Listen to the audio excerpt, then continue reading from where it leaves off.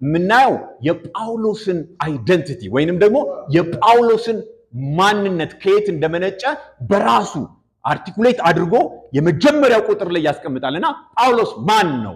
ጳውሎስ ምን አይነት ስብዕና አለው? የጳውሎስ አይደንቲቲ ምንድነው? በዚህ ክፍል ላይ የምናየው የሚለውን እናያለን።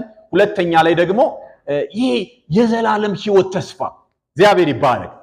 ይሄ የዘላለም ሕይወት ተስፋ ለእያንዳንዳችን የተሰጠ ለኛም የደረሰ ይሄ የዘላለም ሕይወት ተስፋ በማይዋሸው በእግዚአብሔር ደግሞ የተሰጠ ተስፋ ምንድነው እሱ የሚለውንም ነገር ደግሞ ያሳያል። ሁለተኛ ላይ የምናየው እሱን ነው።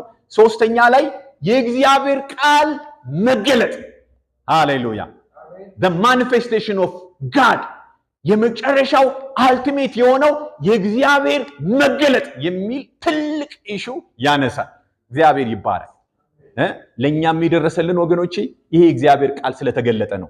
እግዚአብሔር ራሱ የሚገለጥ አምላክ ነው። እግዚአብሔር አምላክ ነው። ለኛም ምን አለልን ይላል? በራልን ይላል። እግዚአብሔር ካልበራለት የእግዚአብሔር የድንቅ ስራው መገለጥ ለሰው ልጆች ካልበራ በስተቀር የእውቀት ጉዳይ በጣም ጥሩ ስነ ምግባር ስላላችሁ ሰዎችን ኢንፍሉዌንስ ስላደረጋችሁ እንዲሁ በደመነፍስ የምንከተለው ጉዳይ አይደለም። እግዚአብሔር ምን የሚሆን ነው? የሚበራ አምላክ ነው። እግዚአብሔር ይብራልን። አሜን። ሁሉ ጊዜ የማይጠገብ የማይለወጥ የማይቀየር ማንነት አለውና ይሄ ብርሃን እንዴት እንደተገለጠ ያነሳል ቁጥር 3 ላይ።